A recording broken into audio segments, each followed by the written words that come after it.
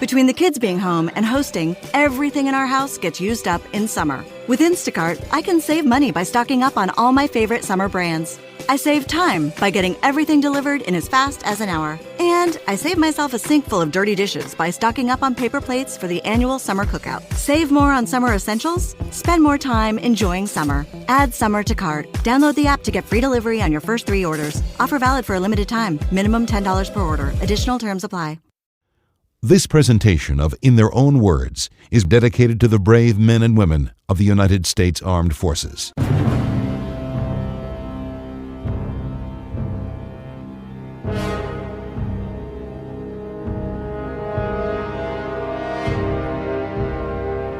Toward the end of 1944, it was clear to everyone in Europe that Germany was losing the Second World War.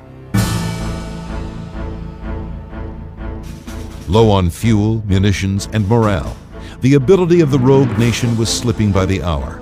Still, with 6 million men under arms, Hitler burned with a passion for one more mad drive into the Allied lines. And so it was that in December of 1944, with the Russians closing in from the east and the Allies chipping away at the Western Front, the Nazis made their move. 600,000 Germans in 29 divisions, with 11 armored panzer divisions, surged into the Allied front.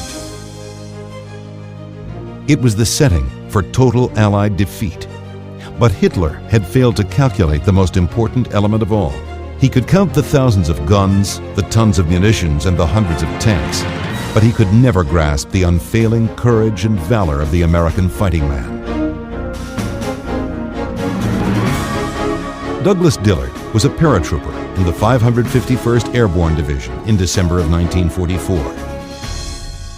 He and 500,000 other Americans could scarcely have foreseen the numbing hammer blow that was about to fall upon them. For the paratroopers, just staying alive in the brutal winter cold was battle enough.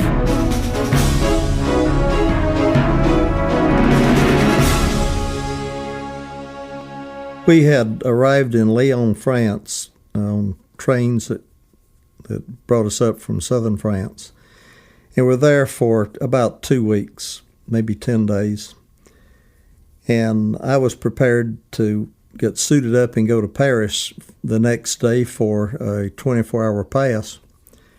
And at 3 o'clock in the morning, we were awakened by the charge of quarters to go to the orderly room, and the company commander said the front has been penetrated by German forces. No one really knows where the front is, and we must get the troops up early, get a basic load of ammunition, our combat gear, and be ready to leave on transportation by the break of dawn. And that occurred. We loaded on 2.5-ton trucks. There's about 30 men to a truck, and the bed of the truck was covered with 5-gallon gasoline cans, are called jerry cans. So you really couldn't put your feet down on the bed. The legs were extended out over those cans. It made it more uncomfortable. And we left at daybreak and headed up to Belgium. And it was rather uneventful until the middle of the afternoon, and we arrived in a village named Hotten. And we could hear small arms fire and artillery going off, and the truck stopped. And one of the officers came back and said, "There's SS attacking from the other side of the village, and we're not going to be able to go through. We'll have to turn around." So we're in those narrow roads, and the 2.5-ton trucks each had a trailer, and it was very difficult, but the drivers were able to get the vehicles turned around. And we took a different route into Belgium. We drove all night, and in the wee hours of the next morning pulled into an area around Stur, Belgium, and were immediately attached to the 30th Infantry Division. It was engaged in a very hot contest around Stoumont, and they had hundreds of casualties already in the woods. We remained in direct support of the 30th Infantry Division for a couple of days, and then we were told that we were going to attack a village because the 30th Division had so many casualties that they had to get them out, and the weather was beginning to deteriorate. So on Christmas Eve, we marched over to an area, and we were to cross about 1,500 feet parallel to the front line, and then make an abrupt right turn and attack the village. And as we deployed and started to march into attack position, we suddenly were stopped and turned around and told we're going back to our bivouac. And the next day we learned that the 30th Division thought we were a regiment of 3,000 rather than a battalion of about 600.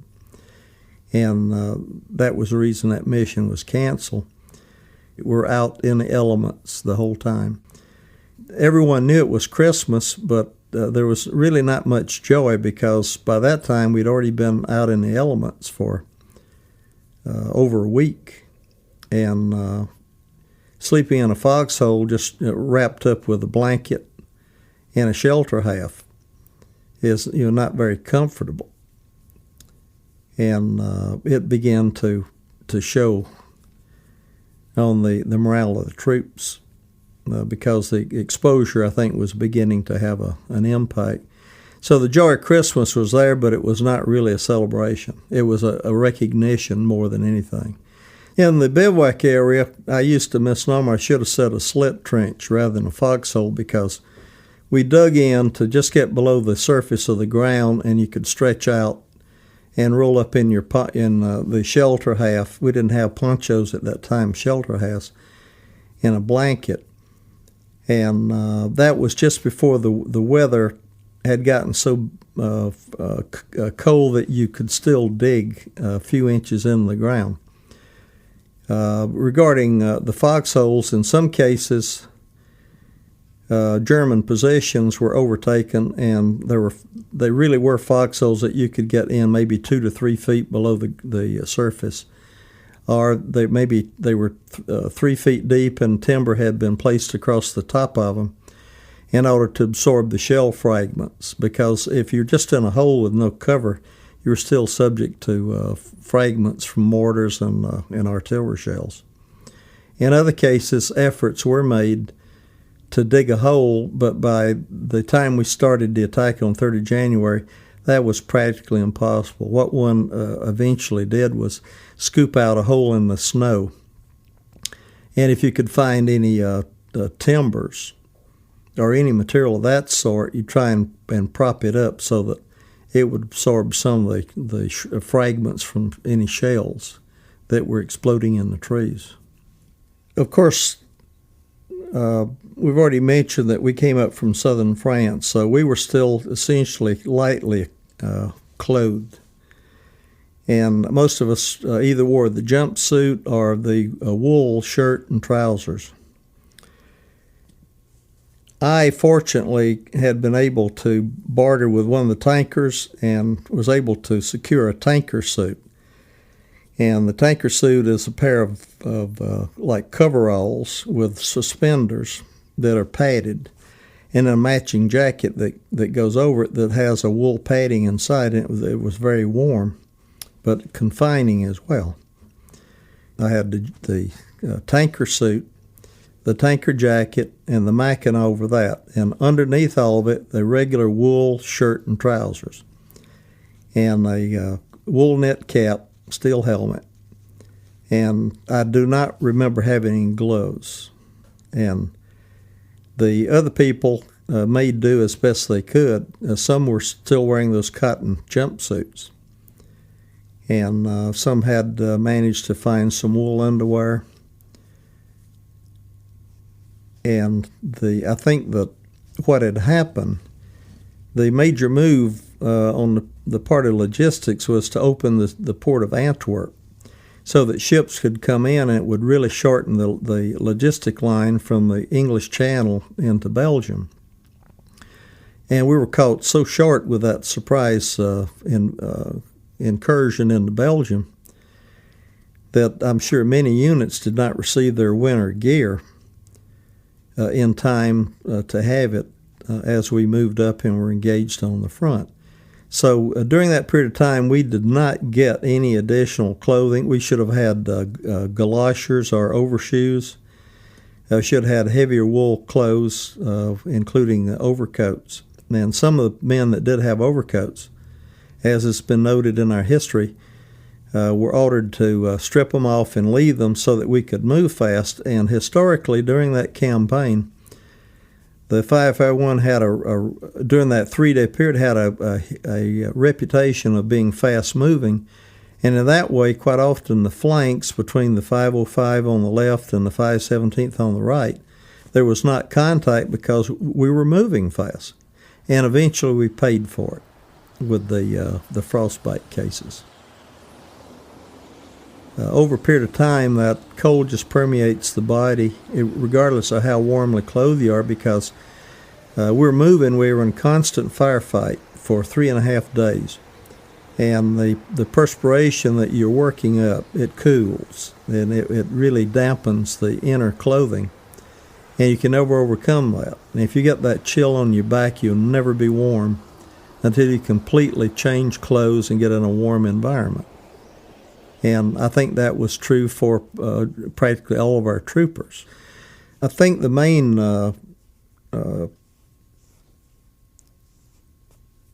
influence in perking up morale is that we had finally been told that we're going into the counterattack after we did the raid at Norfontaine. That after that raid on the 27th, the morale was sky high. You know, we could beat anybody. And we were just invincible, and we were ready to take on the rest of the German army. And then there's a break. So whenever that happens, you know, the soldier gets a little loose, and the inactivity is going to cause problems and a drop of morale. And as soon as we were told that we're going to go on the counterattack on the 3rd, the morale began to zoom. At last, you know, we're going to get moving and get out of this cold environment, because we felt that we were going to be very successful in rolling the Germans back across the Somme, and we then would be able to get into a warm environment and get some hot food and a change of clothes. As it turned out, from that morning on the 3rd until the night of the 7th, the battalion was never in the reserve. It was in a constant firefight with very small breaks between engagements. And that really kept the adrenaline flowing. And that's, I think, what kept the troopers going, is that they had a mission to accomplish. They were very proud of their unit. They had very high morale. And we could see although it had cost the unit a lot of casualties, we were accomplishing our mission, and there's a great sense of pride there. We're across phase line 2, and you're ready to go into Rochenval in spite of the casualties that we had. The 5th and 6th of January, we had moved into the area there on the hill opposing Rochenval, and Lieutenant Booth had assumed command of the company.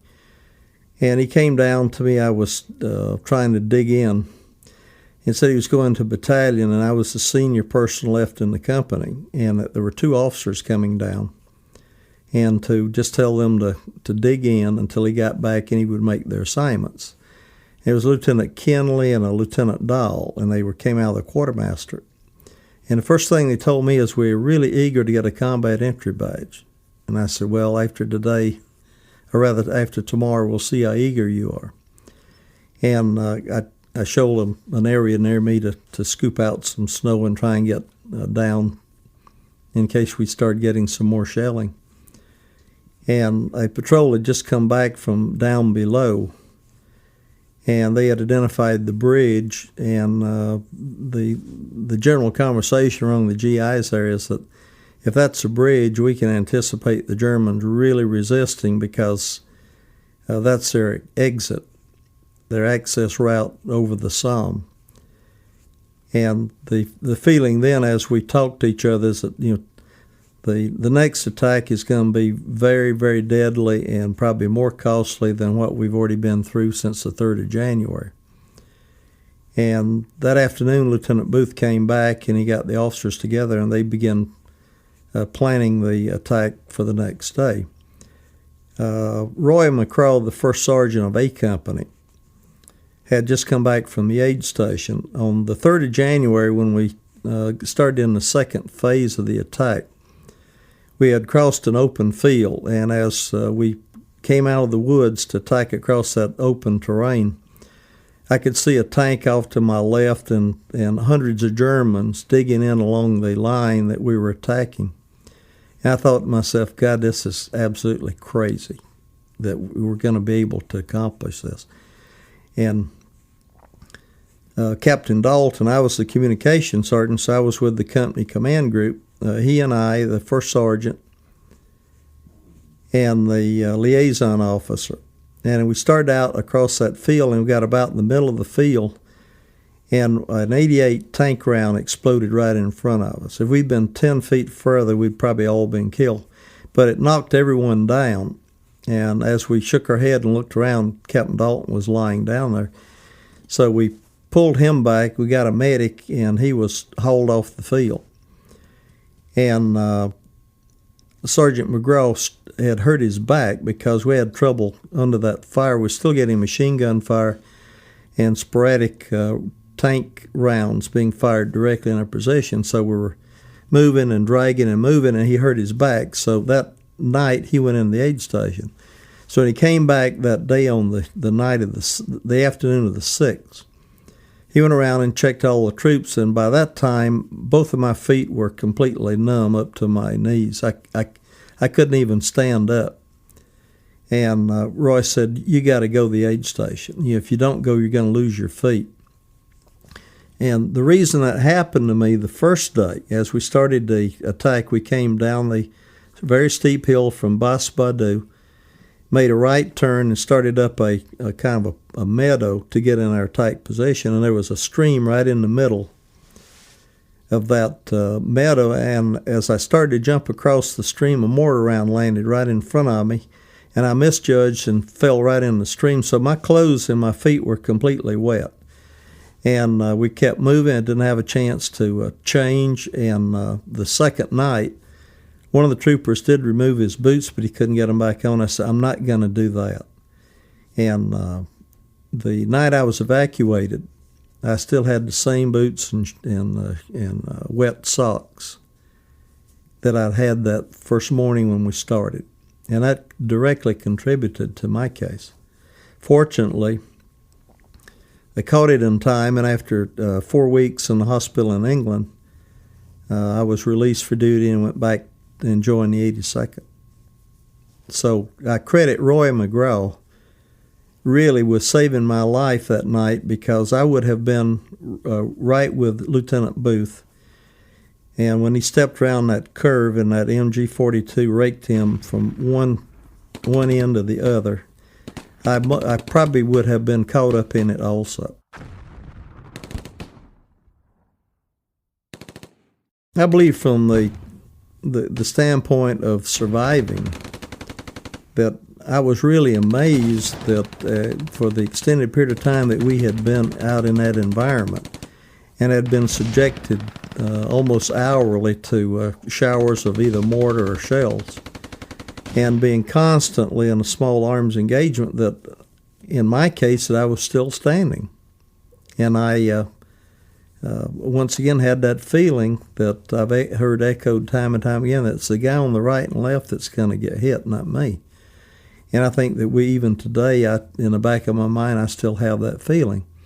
So that was an impression as, how can we still be here and be plodding through the snow and under these conditions, and seeing all the casualties, some of the bodies stacked up and others that were wounded that we could not get them out. And that was the bad part of it. I mean, combat is combat, but when you see someone that has been disabled and you don't know where to take them, and you have no means of evacuating them at that time.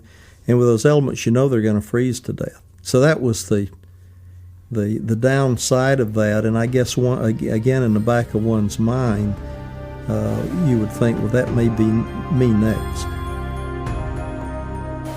After all that Douglas Dillard had seen and experienced, he was becoming changed, hardened. He would now try to strip the Reich of any dignity it had left. We caught a German there in that field, and we were all really infuriated, and I looked at the guy, and he had a breast full of ribbons on his tunic. And I don't know why I did it, and I still have them today, but I reached up and grabbed those ribbons and just ripped them off his uniform and stuck them in my pocket. And why I did it, I still don't know. But there was never any thought in my mind of shooting him. It's the furthest thought, because we weren't raised that way, but in a rage of passion in a firefight, then you would do it. And the day that Lieutenant Durkee led that bayonet attack, I was right with him. Although I had a submachine gun and the barrel was already frozen, I could not even move the receiver. So I just slung it on my back and pulled out my .45 and cleared it and went right along with Durkee. And I think that's the worst scene that I can recall. And I often refer people to the apocalypse about the Vietnam War. That's the scene I remember with Durkee. He killed that first guy with a butt stroke from his rifle and just moved right up through that entrenchment. They were sort of dug in a row behind each other. And as they tried to get up out of the foxhole, he killed them. And they just fall back in that freezing weather. You could see the vapor forming from the breath coming, the warmth coming out of their body. And that's still very clear in my mind. So again, the thought is, better he than me. Durkee stands out because he was always a very demanding and dynamic platoon leader. And the day that I was with him there and he ordered the charge, that was really a demonstration of leadership and courage that motivated everybody to get on with the task at hand. And he really should have been awarded at least a Distinguished Service Cross for that, which incidentally he did earn in Korea doing the same thing with a bayonet attack. Richard Durkee was a first lieutenant in the 551st and was Dillard's commanding officer. Perhaps his most remarkable moment in the war was the desperate action of January 4th, 1945. With weapons frozen and hope waning, Durkee ordered that most frenzied of infantry tactics, the bayonet attack.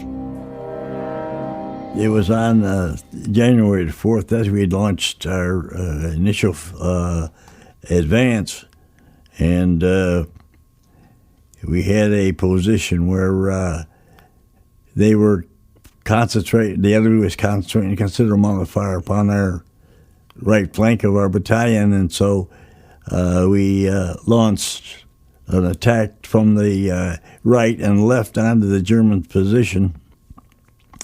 And when we were eventually within 100 yards of the Germans in their position, we noticed that over on the right that the other platoon, the other part of the A Company had attacked, but they were going into the rear of the German position, so we couldn't fire.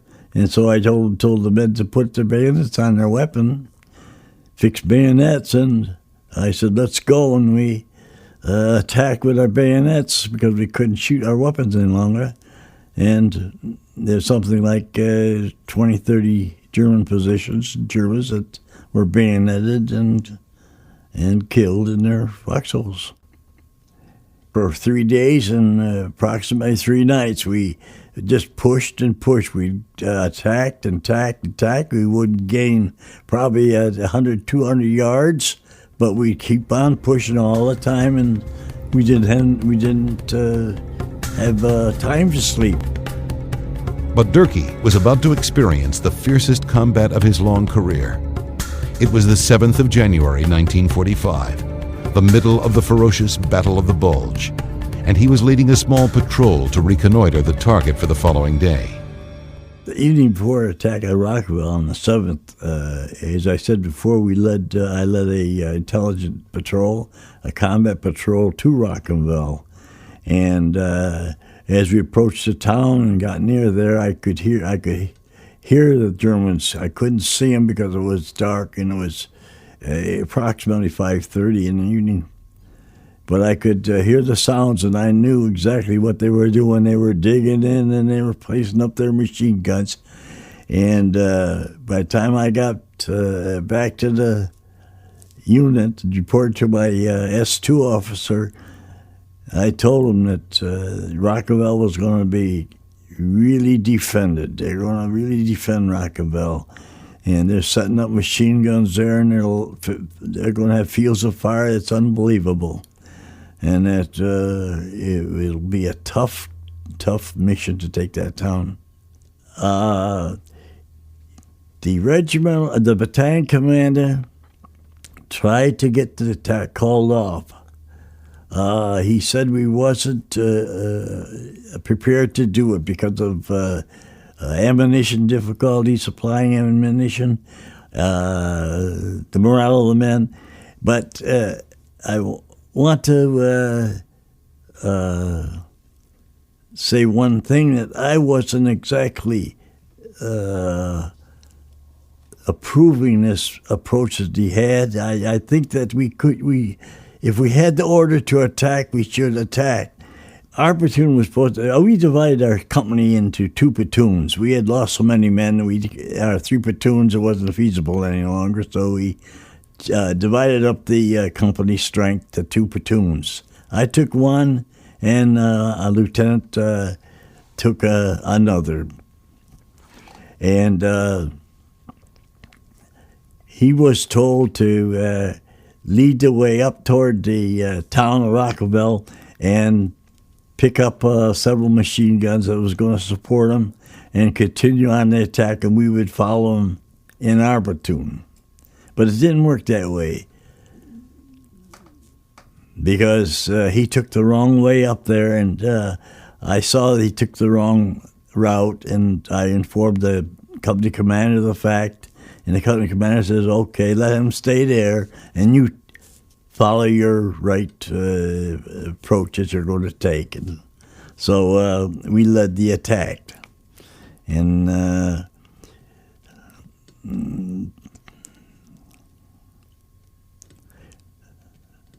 the men probably knew that they were going to die, and they just said, that's it.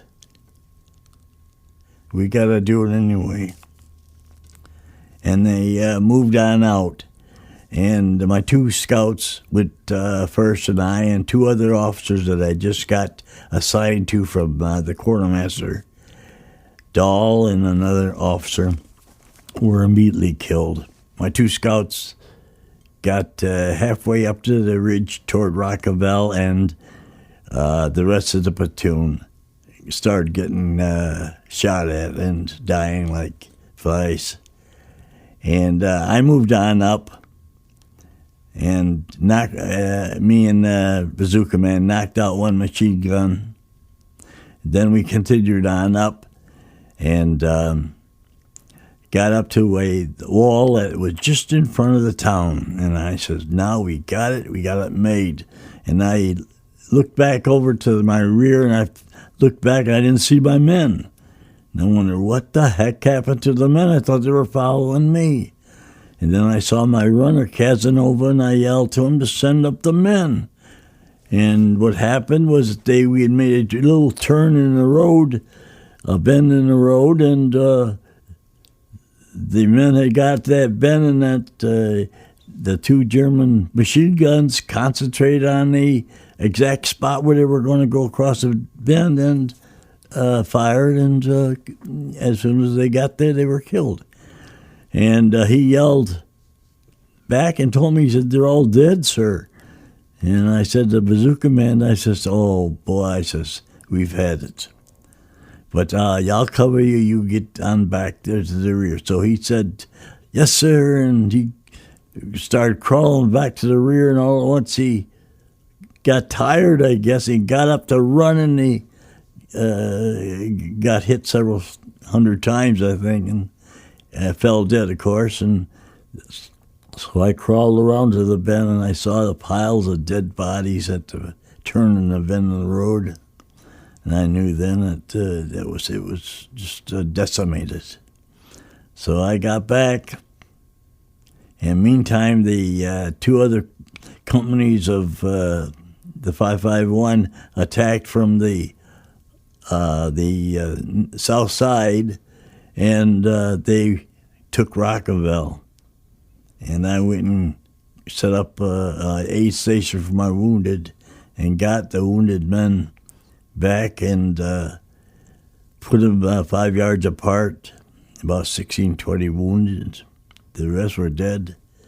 And just about the time we were getting our stretcher bearers, was coming up from the 517th, the Germans launched a Weberwurster attack, artillery, and killed about 9 of the other 18 that were wounded.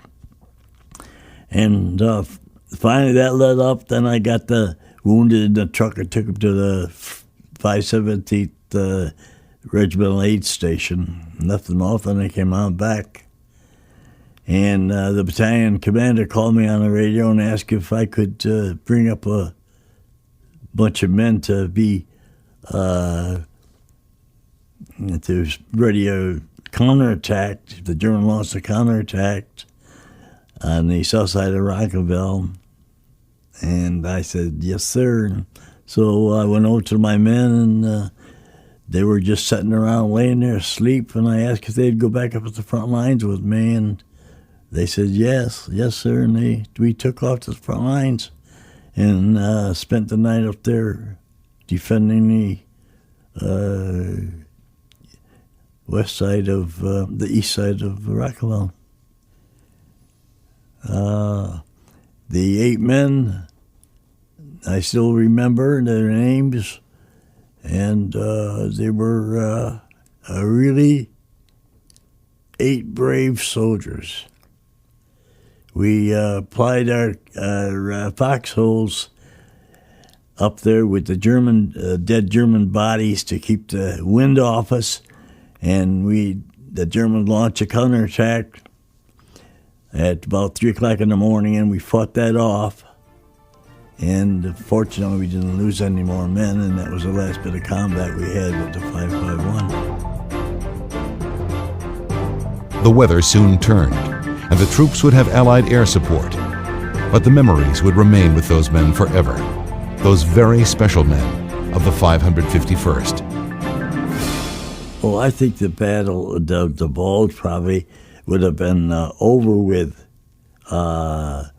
probably by the 15th of January completely, if the weather had not intervened and restricted our Air Force and our observation and the brutality of our condition of the troops.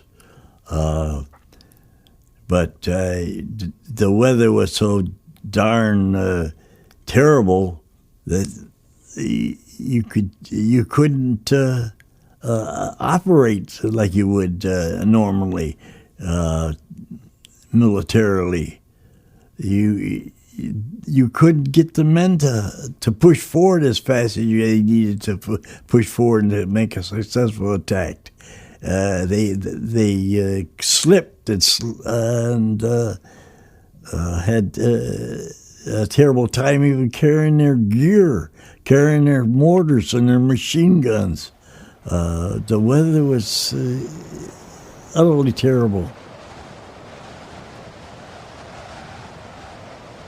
I think that perhaps I'd like to say something about the mental attitude of the soldier. The 551 was made up of old soldiers. These were old Army soldiers, most of them. They had served in Panama during the later 30s. And perhaps all the training they got really gave them the fortitude to be the soldiers of the Bulge, and they were able to fight the way they did, regardless of the condition of the environment and the climate. That they still could take orders and no argument whatsoever, and they did their job, and they did it bravely and courageously, because they were mentally supported, mentally conditioned to withstand those hardships. But it's awful wonderful for an officer to tell the men, you do this, and realizing that he knows he's going to die. The chances are he's going to die to do it. But they do it with a smile on their face. And that attitude you just can only see in an American soldier. The following is an interview with U.S. Army veteran Bob Pillar. He tells of his combat experiences in Europe and the pain of trying to remember Thanksgiving and Christmas under these horrific conditions. We went to England. I believe it was in October of 1944. We went over to France and Belgium in very early November of 1944. So you guys were, in terms of combat, you were pretty green? Yes. Okay. Can you talk about then that first brush with combat? Well, as we were approaching the front, and we bivouacked in an area that was on the French side of the border between Belgium and France, and we could hear the guns in the distance, and not small arms fire, but the howitzers, and you got kind of a rush of adrenaline out of it, like you would if you were going into a football game before the game started and you were running onto the field. You just, something big is going to be happening, and I want to be a part of it. Of course, when you got into it, it was a lot different. But we were there for a couple of days, as I recall, and then we finally moved into the front to relieve the 102nd Cavalry. I believe they were in the 9th Armored Division. We moved in there at night on the 9th of November. And one of the things that I recall very vividly, that we hadn't any more than really gotten settled, hadn't located the hole that we were going to occupy. The 102nd Cavalry had positions already in place, but we hadn't been there very long when we heard a loudspeaker from the other side, from the German lines, and they played music. They were playing American music. And then a voice came on in perfect English that said, "Welcome, Company F, 395th Infantry." I mean, they knew who we were and what we were doing, and that amazed me. And then they'd play a little bit more music, and then they gave us an opportunity to end the war, that we could give ourselves up and we would be treated well, fed well, and we wouldn't have to go through everything that was going to come. And in case you need something to help you make up your mind, then they started a terrible artillery barrage. And they just blasted us for, it seemed like hours, but I bet you it probably didn't last any longer than maybe 15 minutes. And then throughout that night, they would send an additional round over occasionally to help us think about it. Well, obviously that just made everybody mad and seemingly want to get back at them. And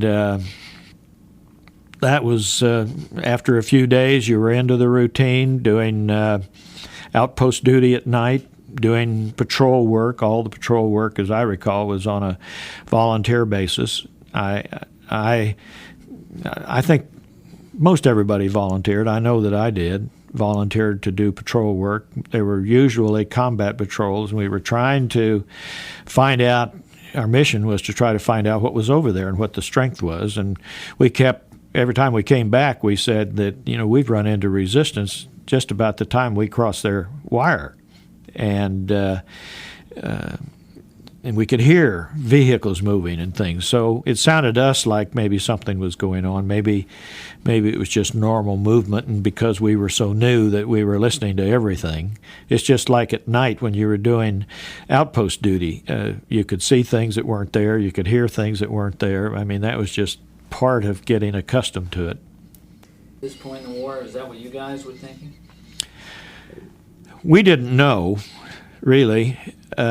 We felt, at least I did, and most of the people around me felt that once the Germans were pushed back into Germany, that they were going to make a stand, that it was not going to be easy. We didn't think that they were spent.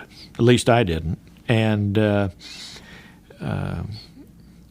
they seemed to be fighting the war. We had artillery barrages. We had these buzz bombs. A lot of them flew over our area.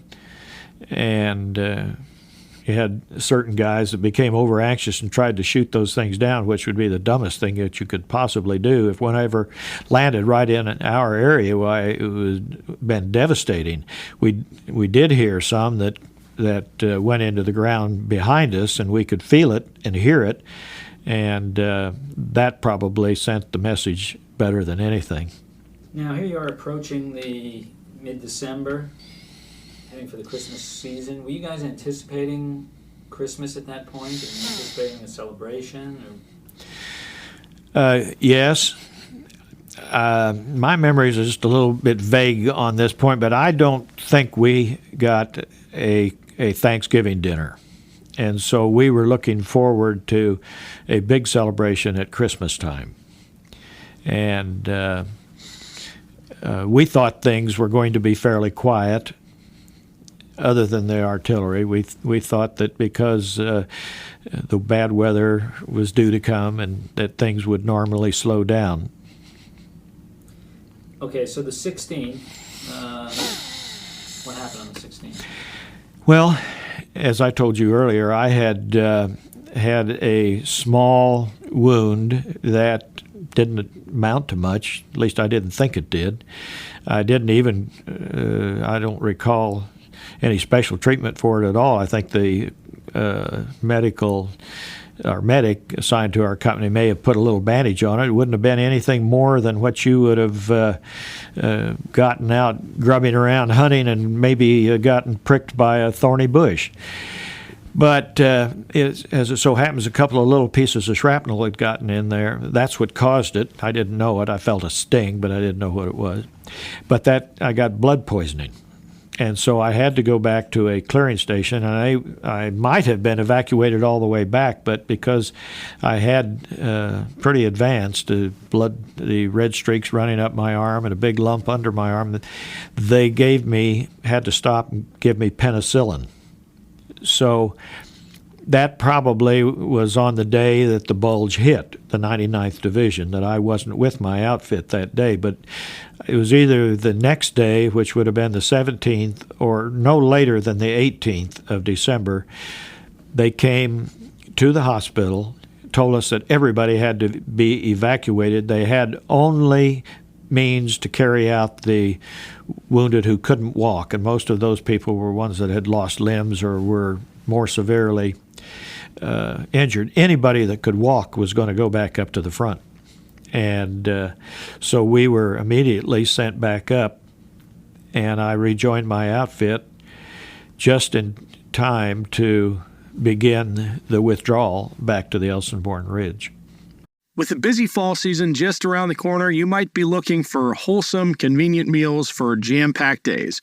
Factor, America's #1 ready-to-eat meal kit, can help you fuel up fast with chef-prepared, dietitian-approved, ready-to-eat meals delivered straight to your door. You'll save time, eat well, and stay on track with your healthy lifestyle. Too busy with your end-of-summer goals to cook but want to make sure you're eating well? With Factor, skip the extra trip to the grocery store and the chopping, prepping, and cleaning up too, while still getting the flavor and nutritional quality you need. Factor's fresh, never-frozen meals are ready in just 2 minutes, so all you have to do is heat and enjoy, then get back to crushing your goals. Level up with Gourmet Plus options prepared to perfection by chefs and ready to eat in record time. Treat yourself to upscale meals with premium ingredients like broccolini, leeks, truffle butter, and asparagus. With Factor, you can rest assured you're making a sustainable choice.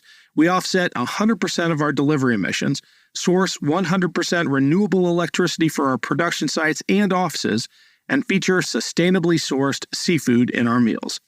This August, get Factor and enjoy eating well without the hassle. Simply choose your meals and enjoy fresh, flavor-packed meals delivered to your door, ready in just 2 minutes, no prep, no mess. Head to factormeals.com/warriors50 and use code warriors50 to get 50% off. That's code warriors50 at factormeals.com/warriors50 to get 50% off. Okay, at Elsinborn Ridge, can you tell us, kind of describe the fighting up there? What was that?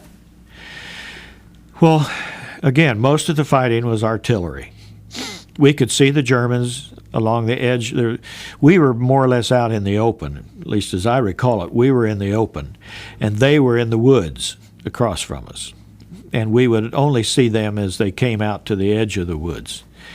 And the artillery fire was coming from further back in the woods. And at that particular point, we were backed up. We were right on top of the Elsinborn Ridge.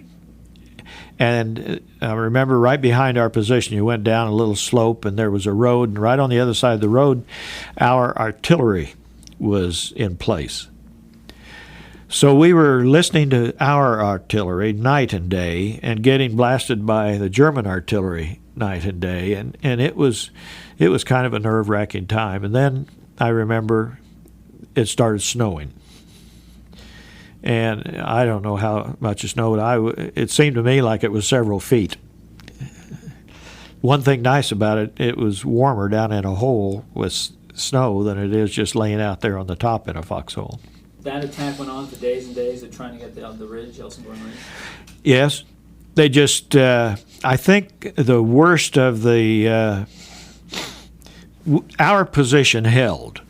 And I think the rest of the 99th did a credible job of holding their positions as well. And I don't remember seeing tanks coming right at me, or I don't remember seeing a lot of infantrymen coming right at me. I'm sure there were other points in the front that did happen. It happened to us in later battles during the war that I thought were worse than the Battle of the Bulge. That, they were just skirmishes, I guess. But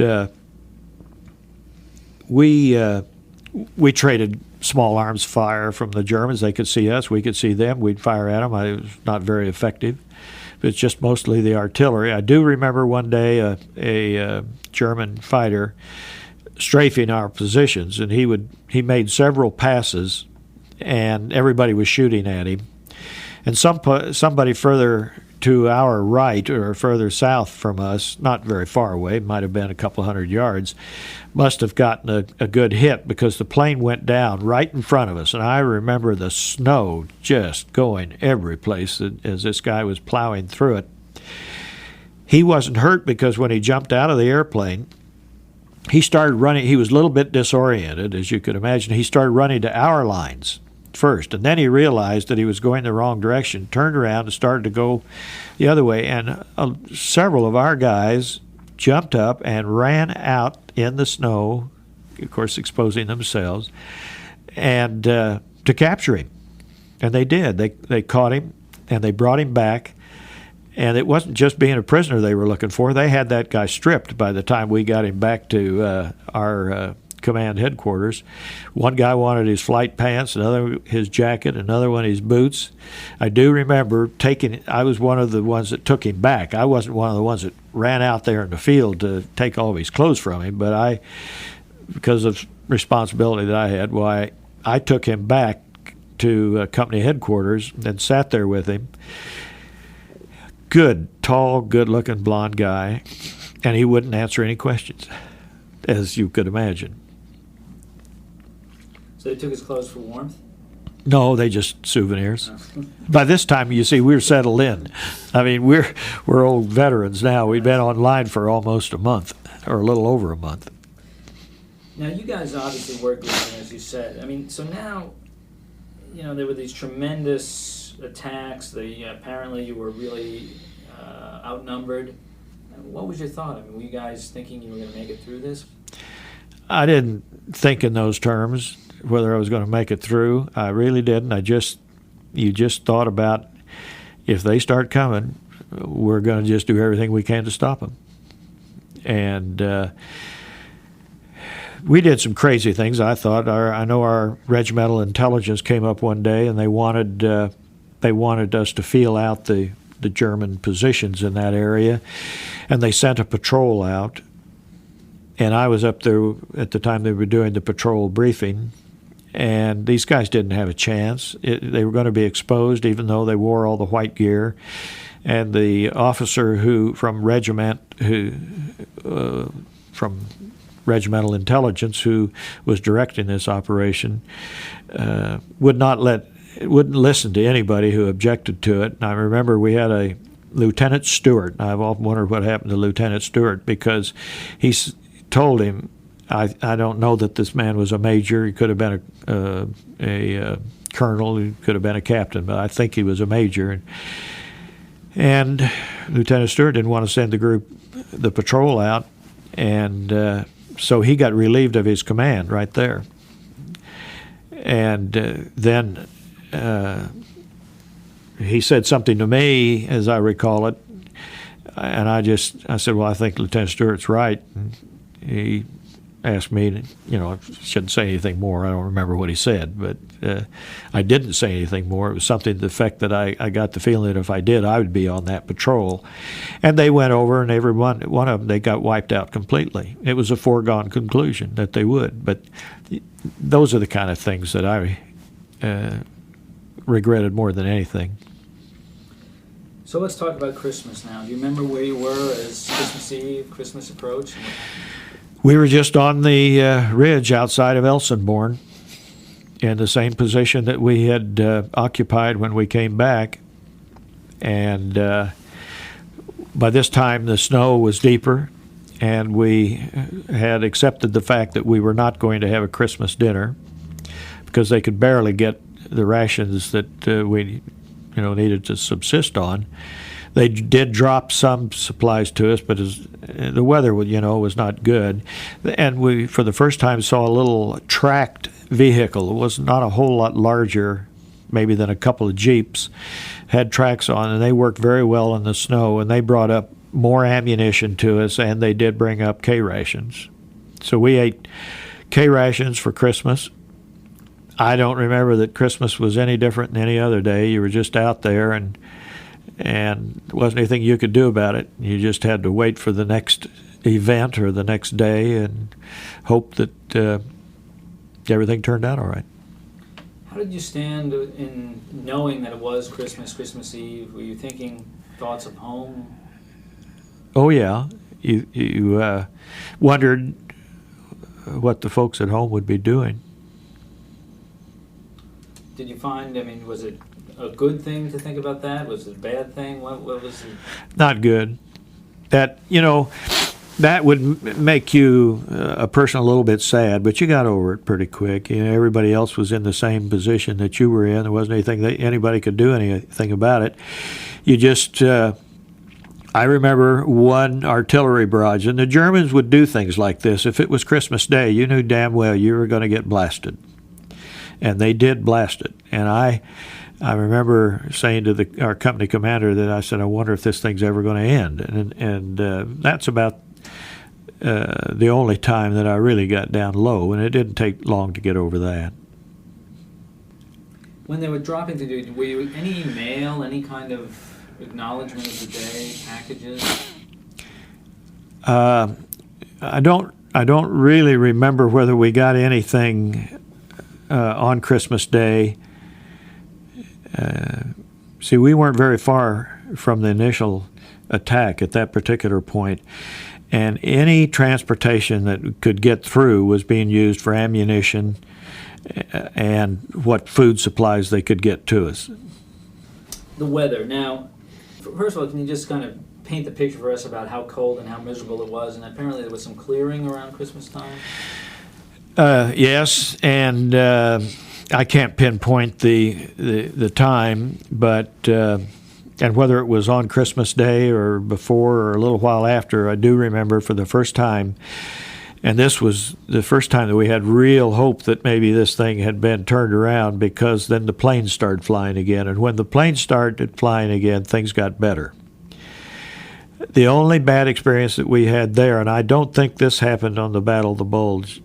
I mean, I don't think it happened when we were on the Elsenborn Ridge. I know it didn't. At some other setting, I remember our planes, who were supposed to be, in fact, this may have been just very early, but it was before Christmas, I guess. Before we got to the Elsenborn Ridge, I think, our own planes attacked us. They missed their target, and there's so much bad information, so many rumors out, and there were rumors that the Germans were using American vehicles that they captured and marking them with Red Cross markings to maneuver troops. Whether any of that was true or not, I don't know. But we had some severely wounded people that the medics were trying to evacuate, and the jeeps that we had were clearly marked with red crosses. They couldn't help but see them, I don't think. But that was a bad afternoon. And I can't pinpoint the particular time of that, but I do know that it was very cold, and it had rained before it snowed. And we... I think it had rained. Gosh, I'm having a hard time putting things together in proper sequence now. But a lot of the guys got frostbite and trench foot. I didn't. Some outfits had overshoes. I never had a pair of overshoes that I remember. I don't know why I didn't get trench foot or frostbite, but I didn't. I did have combat boots. I talked to one of the fellows that was here before who said he never did have combat. He said he had regular GI shoes and leggings. Well, we at least had combat boots, and that was better. Doesn't sound like anything was too great. As you guys were in there, I mean, you're in foxholes and you're in a very close quarters. Did you really know what was going on? You don't know the big picture, no. You just knew what was in front of you. And you could hear, as I recall, we could hear a lot of small arms fire around us. Machine gun fire, and that was mostly to the south of us, to our right. And I don't recall that we got a whole lot of it. We did have the artillery fire, but we didn't have much small arms fire in our area. So when you're with these guys and you're in sort of your own little world up there, how important are the people you're fighting? They're your buddies, and you just kind of felt like you didn't ever want to be away from them, didn't want to be out of their sight. You wanted to be in touch with somebody so that you wouldn't be stranded out there all by yourself. I don't know.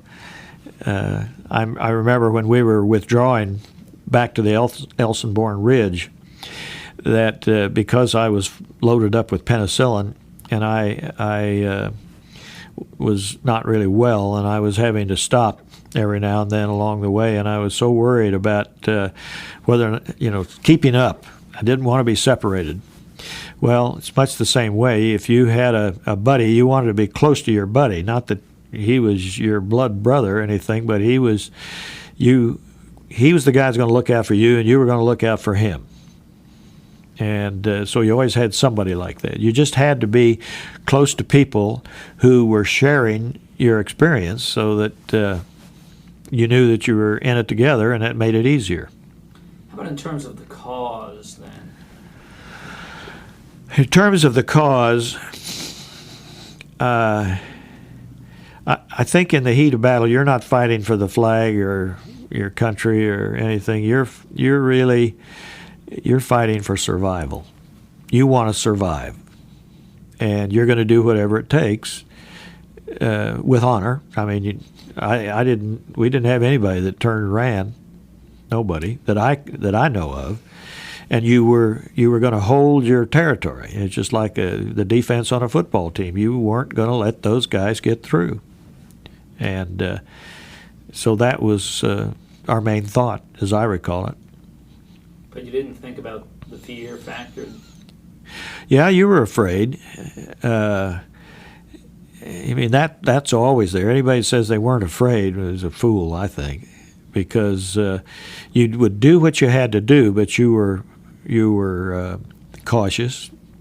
I remember one time, this was again up on the Elsinborn Ridge, and I was in the command post at this particular time. I don't know what it was, but an artillery barrage came in, and the first shell must have severed our communication lines. And so the company commander and I went out to see if we could find where the break was. Well, the shells were coming on, and the barrage seemed to be getting heavier, and I can remember pieces of shrapnel buzzing through the air. And at first, I was praying maybe if I got hit, and not too bad, that I might be evacuated. And then quickly, as those things, one of them plinked off of my helmet, I was praying that, please, Lord, don't let the next one hit me.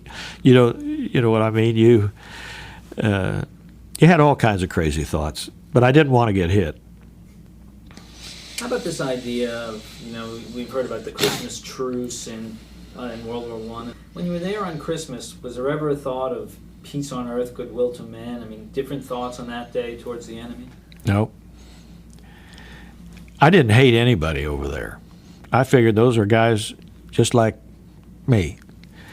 So you can't hate somebody under those circumstances. What the Nazis were doing, we didn't know anything at that time about what they were doing to the Jews or their prisoners of war, or any of that sort of thing. Forced labor, slave labor. We didn't really know anything about things like that. We knew that those guys were going to protect their turf, and they were going to do their job, and so we had to do ours. And I don't recall ever thinking maybe we ought to quit fighting and go over there and shake hands or whatever. I mean, the thought never entered my mind. The thought entered my mind was that if that guy comes toward me, he's in trouble. And I'm sure they felt the same way, that if we sent a patrol over like we did, they're going to do something about it. So do me a favor, just tell me again then about Christmas. Just paint the picture for me on Christmas 1944. Christmas 1944, it seems to me like it was if it weren't for the war, it would have been a picture postcard setting. There was a lot of snow, and you could see the woods and the hills, and it was relatively quiet. They did send a message that day, and I'm sure we did too, to bring both sides back to the reality of the situation. And I think that perhaps we had thoughts that maybe, as I think back on it now, when you first asked me the question, I don't think I had this thought, but I think maybe we thought in terms of maybe wouldn't it be nice to have a peace? If we don't hate them and they don't hate us, why are we fighting? In fact, the prisoners that we had taken at various times had indicated that to us, that they were just soldiers like we were. They didn't hate us. Now, the SS and people like that were different. We did run into those people during the Battle of the Bulge and later on as well. But in terms of the celebration? Well, when we found out that we were not going to have a hot meal, I think that kind of took the wind out of everyone's sails. We were disappointed, and we had a great company mess sergeant and staff. They would have done everything they could to get us a meal if it were remotely possible, but the word was that nothing goes up unless it's ammunition. And so obviously they did send up K rations along with the ammunition.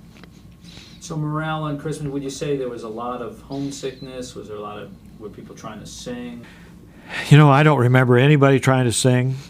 I don't recall anything more than, well, I wonder what the folks back home are doing today, or I wonder what the weather's like there, that sort of thing. We were very conscious about food, very conscious about warmth, and those things were foremost, and so you wondered hope everyone back home was doing okay, but we didn't dwell on it. Overall, though, when you look back on those times, even today, this many years later, how vivid? How vivid? Yeah. I'm sure that there's parts of it that I just have put out of my mind for one reason or another, because as I said, I don't have a good sequence of events. I can't remember day one going into day two, into day three, into day four. I just remember things that happened and what day they happened, whether it was early or late. It's hard to put those things into proper order. The main thing that I think that I thought about the whole war was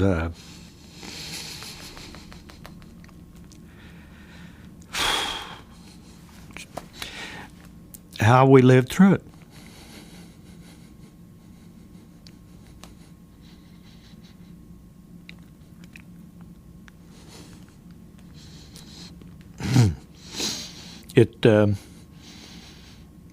It's a rough life.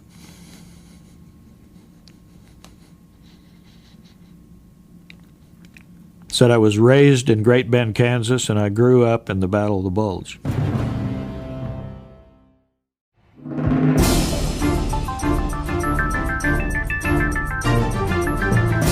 We hope you've enjoyed this presentation of In Their Own Words.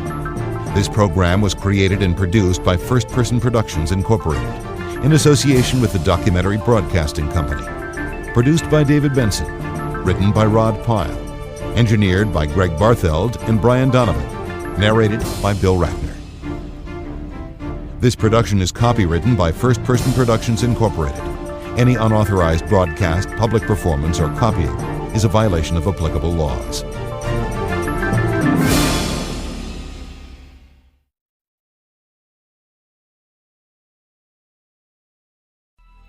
Coming up on 5 Minute News, I'm Anthony Davis.